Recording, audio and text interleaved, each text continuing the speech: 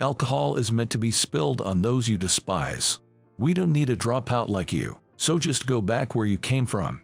No one truly welcomes a broke dropout. Thinking you can talk to me as a dropout, you're a century too early.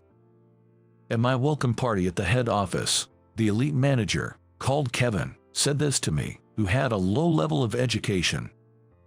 Then, he went as far as to pour beer over my head. I was utterly stunned by the sudden turn of events. Kevin continued to berate me, but later, during a gathering of all employees called by the CEO, everyone's attention was drawn to the person standing next to the CEO, Mr. Thompson. Let me introduce my right-hand man. With these words, Kevin was about to face divine retribution for his actions. My name is Daniel. Ever since I was a child, I've been known as a prodigy. I could quickly master anything from reading and writing to arithmetic, which made me feel constrained and bored by my surroundings. But even I have my weaknesses. One of them is sports. Being good at studies but not at sports, my classmates would mock me as bookworm Daniel, or compare me to the tortoise in The Tortoise and the Hare.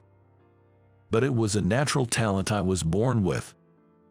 Yet, I was so good at studying that I was allowed to skip grades in a touring school, and before I knew it, I was studying high school level mathematics. I remember Mr. Carter, the tutor, being taken aback by me. He probably couldn't stand the idea of a student being smarter than him. As I entered elementary school, I found the classes even more boring since I was already familiar with everything taught. Feeling like I was hearing the same thing over and over, I would audaciously sleep during class, which even got me scolded by my teacher, Mr. Smith. Daniel is such a weirdo. Even when we talk about games, he's not interested because he's such a model student. It feels like he's sneering at me. I don't want anything to do with him. I had no interest in the whispered rumors of my classmates. I couldn't connect with my classmates and would always be reading challenging books at my desk. Often, when I tried to talk about things I was interested in, no one would listen, so I kept my distance from people. Being naturally shy, I gradually closed myself off and eventually stopped going to school altogether. I spent my days studying at home or advancing through grades at the tutoring school. Feeling an emptiness inside, as if something was missing, this continued even as I moved on to middle school. That guy's been a no-show since elementary school. He doesn't talk much, does he? Unable to fit in with my new classmates and not knowing how to, I reluctantly went to middle school for my parents' sake, but eventually, I stopped going altogether. Instead, I started spending my days reading books at the public library. You're here reading every day, aren't you? Aren't you supposed to be at school? I can go because I don't fit in. That must be tough. The library staff, recognizing me as a regular, expressed their concern for me. I was very grateful for that. The librarian, a kind man who listened to me, made me feel comfortable sharing my thoughts without resistance. He would laugh heartily and say, "Well, it's not unusual for young people to go through various things. Just do what you want to do," treating me without judgment and allowing me to frequent the library. Meeting this man at the library was one of the reasons I didn't lose myself completely during my student years. Then one day, as I continued to take refuge in the library, I had a shocking encounter. Drawn to a particular book on design, I became utterly engrossed and fell deeply in love with it. It was the first time I felt such a shock. "Hey, I'm borrowing this book." "Oh, you're quite enthusiastic today. Did you find an amazing book?" "Yes, I did. See you later. Take care on your way home." After borrowing the book from the library, I became so obsessed with reading it at home that I couldn't even eat. Dear Daniel has been reading in his room ever since he got home. He's so engrossed that he can hardly eat his meals. My mom, worried about me staying shut in my room reading books ever since I got home. She mentioned this to my dad, who had just returned from work, and he seemed amused by it, offering a small smile. It's good that he's found something he's passionate about. If you're worried, you could take some sandwiches to Daniel's room later. That sounds like a good idea. If you say so, I'll do just that. With a cheerful mood, Mom headed to the kitchen to start making sandwiches.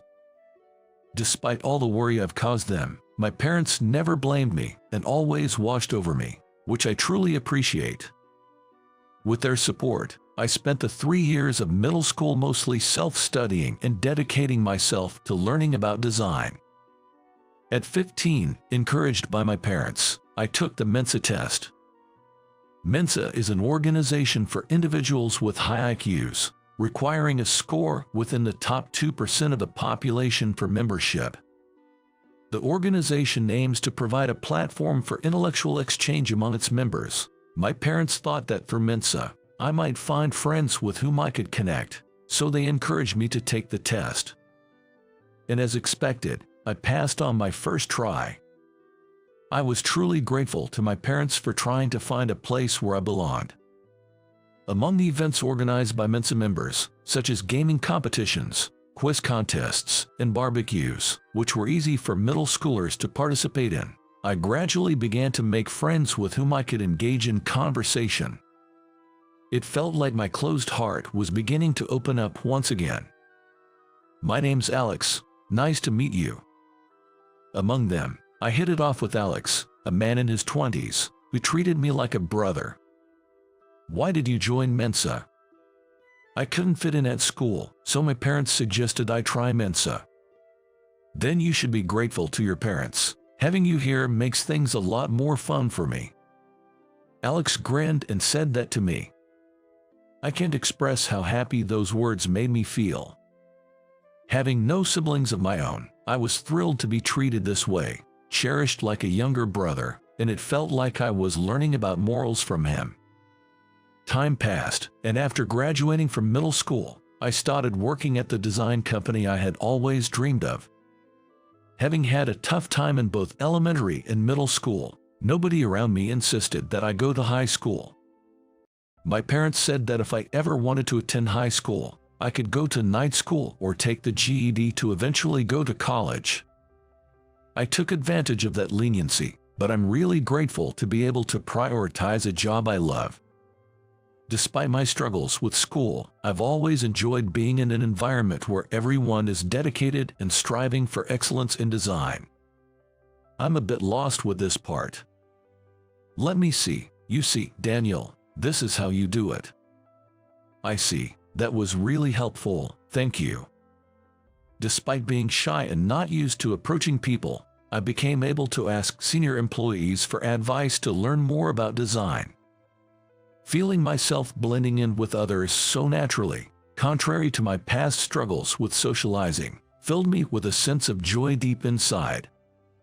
Although I was still too shy to show it outwardly, I felt like I had made significant emotional progress. It was after some time of training in the field of design. I had received several offers to transfer to the headquarters, but I turned them all down because I preferred the branch office environment where I could focus solely on design. Moreover, as my design skills sharpened, so did my communication abilities through interactions with other employees, which made the work even more rewarding. Daniel, I'm a bit confused about this part. This is how you should do it. Thank you so much, that was very helpful. Responding to a junior colleague's question, I watched them hurry off with a sense of nostalgia, thinking they reminded me of myself when I first started working here. I was even more motivated to stay involved in this work as long as my juniors relied on me. As if reflecting my intentions, I became well regarded for teaching various skills to junior employees. Gone were the days of solitude I experienced as a student. I now found life enjoyable. Thus, I spent many years immersed in design at the branch office.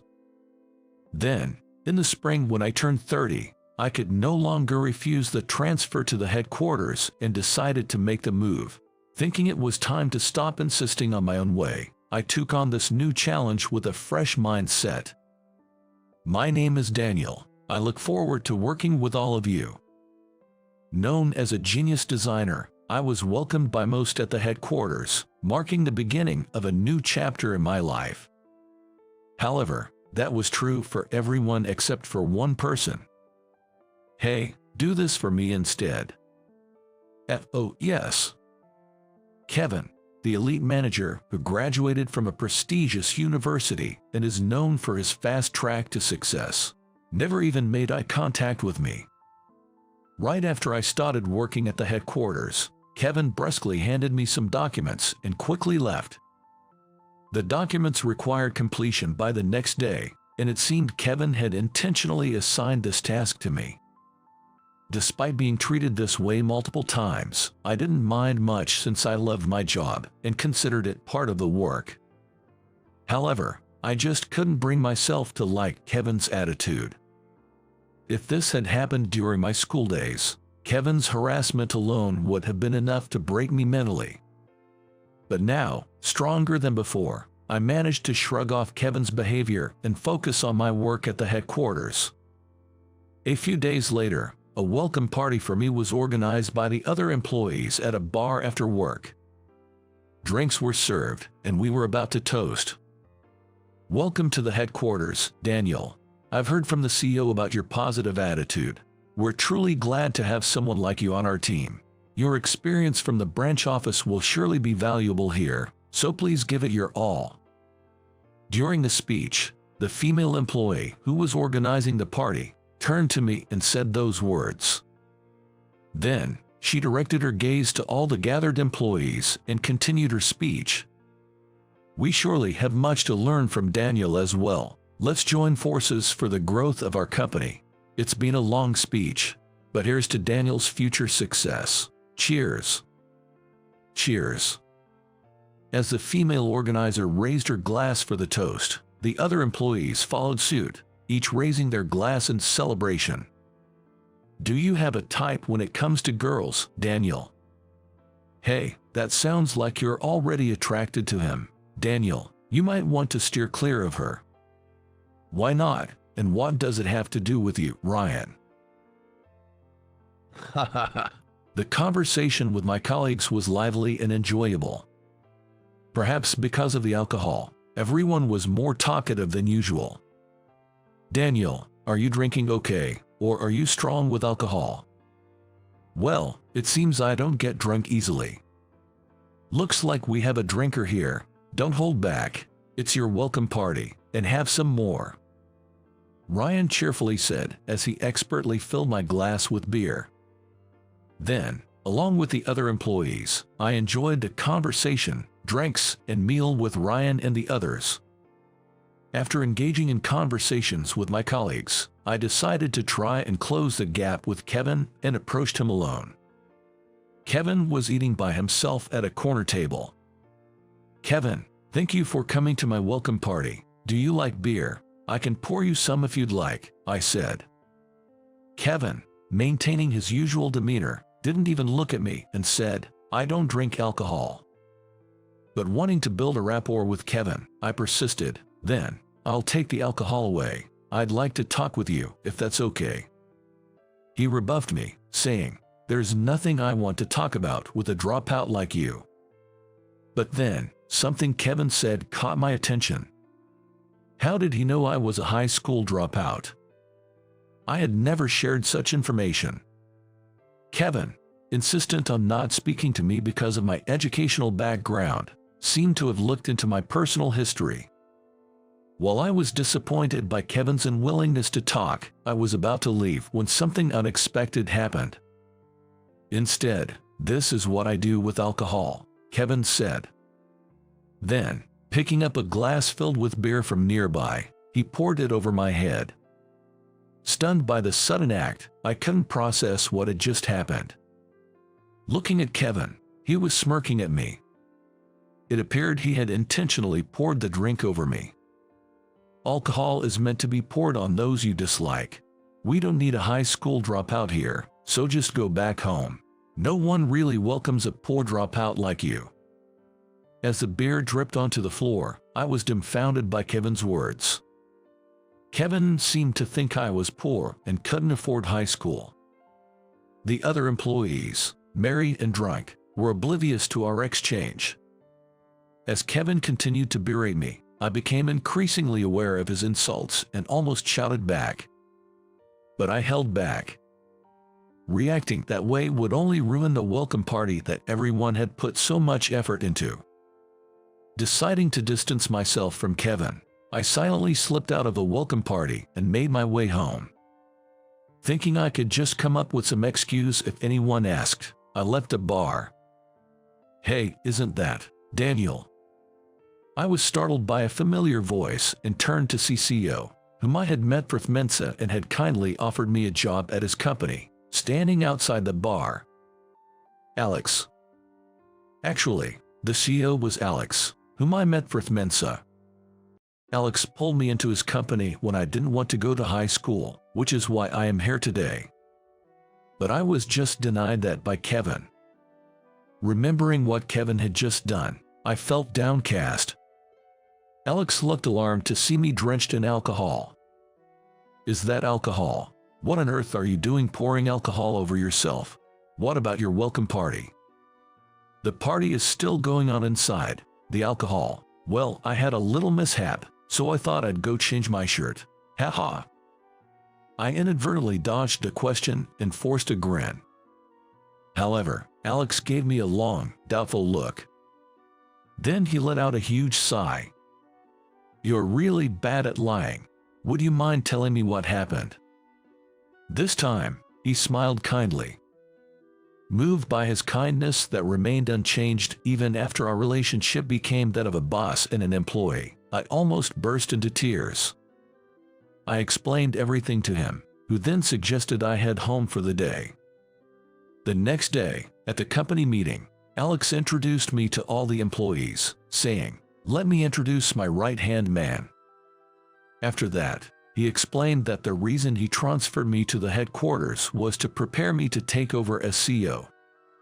He mentioned that I had superior design skills compared to any other employee, and that my communication skills were also up to par, emphasizing that I was the ideal person to lead the company. Alex himself had become interested in venturing into different industries, so he decided to entrust the company to someone like me. Hearing Alex express these thoughts, I felt something welling up inside me as I listened by his side.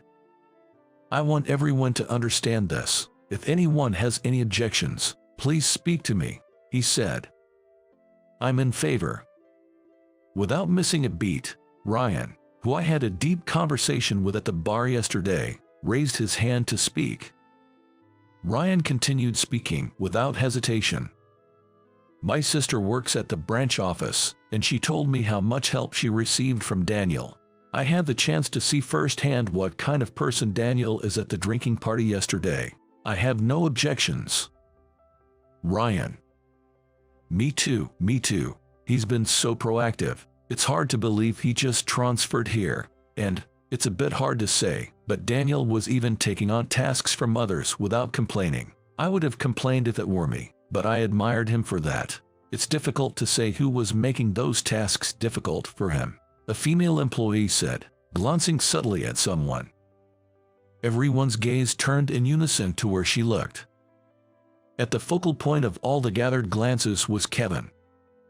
Realizing what was implied, he gave an awkward cough, trying to deflect the situation. Alex sighed, seemingly disappointed. "It looks like there are no objections then. Let's conclude this discussion. Thank you, everyone, and please continue to support Daniel," he said. "Thank you all for your acceptance. I will continue to do my best, so I ask for your continued support." A round of hearty applause was given to me as I greeted them, and I was deeply moved. I was grateful for the support of my colleagues and Alex's help. Could Daniel and Kevin come to my office now? Yes. After the meeting ended, Kevin and I were called into the CEO's office. I responded clearly, but Kevin appeared somewhat sheepish. It was as if he already knew what Alex was about to say. Seriously, he poured alcohol on Daniel yesterday. It's quite something to do such a thing at a welcome party.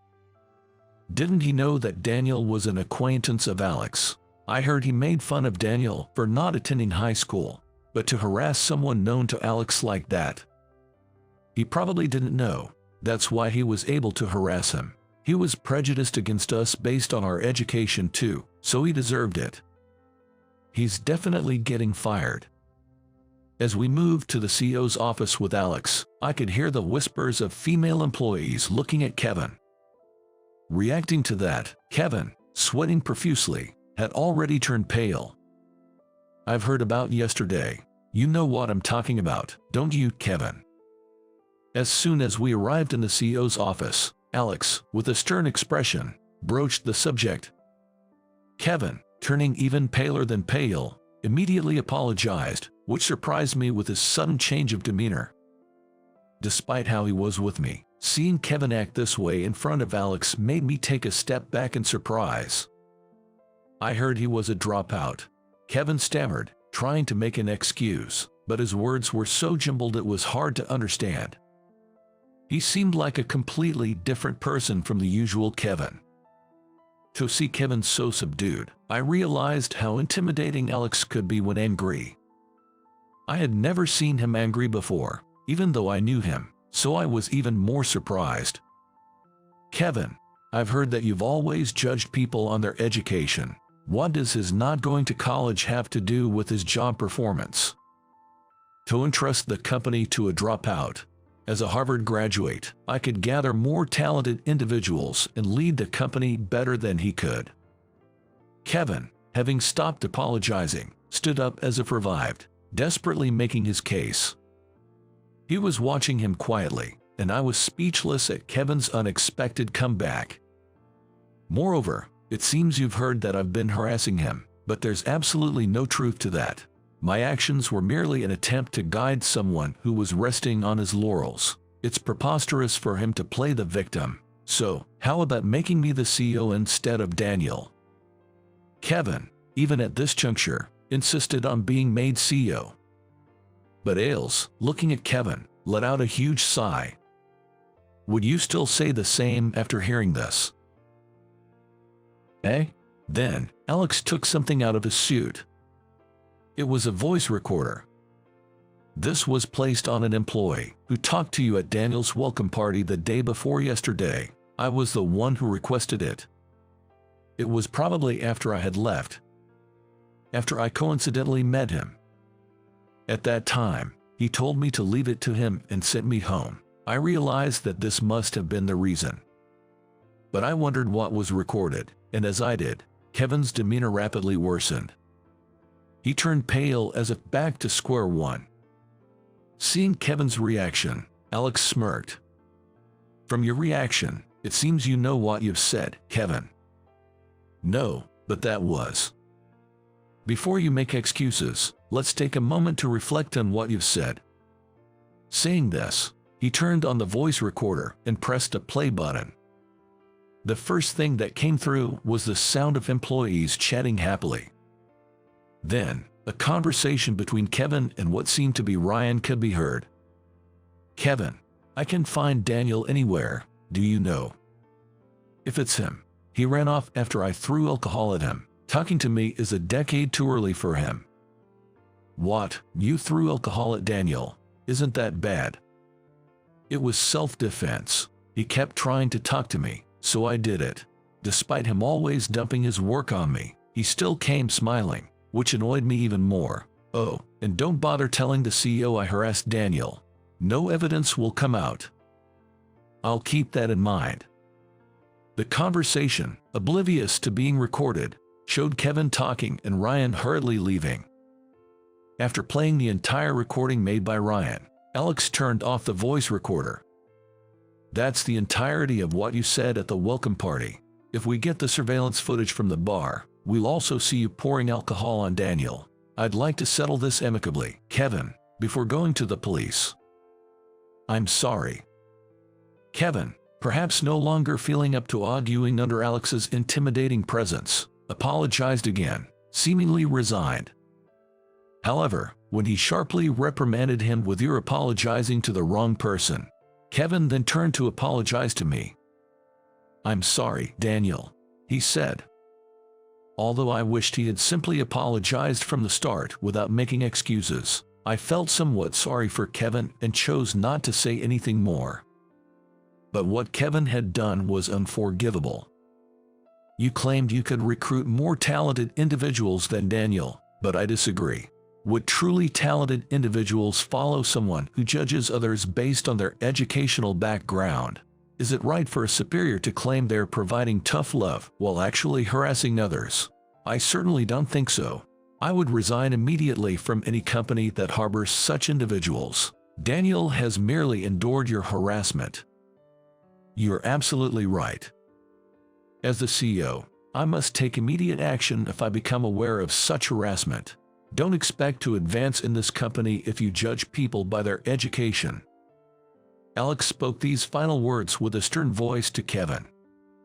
Kevin was left with no recourse but to hang his head. Soon after, Kevin was demoted to a regular employee at a regional branch. In fact, Alex was gifted.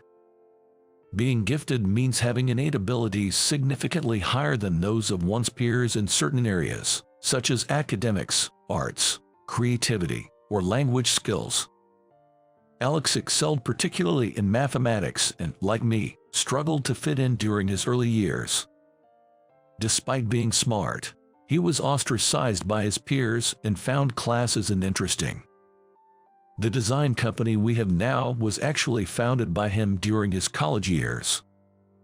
He said that running the company allowed him to fully express his abilities for the first time, giving him a real sense of purpose. He invited me to his company partly because he saw his younger self in my isolation. "That's why I couldn't just leave you alone. I'm truly sorry for the trouble Kevin caused you." "No, it's not your fault, and please stop. It's not right for a boss to apologize to his subordinate." A few days later, when he came to check on me, who continued to work as usual, and he apologized for Kevin's behavior, I hurriedly stopped him. "Kevin was my subordinate, and he caused you a lot of trouble. Besides, I will not be the CEO anymore. Could you keep in touch with me like before?" Alex said this with a hint of loneliness. As we used to be close friends in Mensa, and it felt like reclaiming that. "I'm counting on you to take good care of the company, Daniel." Alex smiled warmly, reminiscing. I successfully took over the presidency of the design company from Alex. Just as Alex found freedom to express his talents after starting the company, I too remember how meeting Alex made my life more enjoyable, as if it were just yesterday. The happiness of being in an environment where I didn't have to hide my talents and wasn't ostracized gave me a sense of purpose. Being gifted myself, meeting Alex made the world seem more enjoyable. Alex is now setting up a marketing company. Both of us are thriving, fully utilizing our talents. I continued to work as the CEO, occasionally involving myself in design work, and the company's performance was excellent.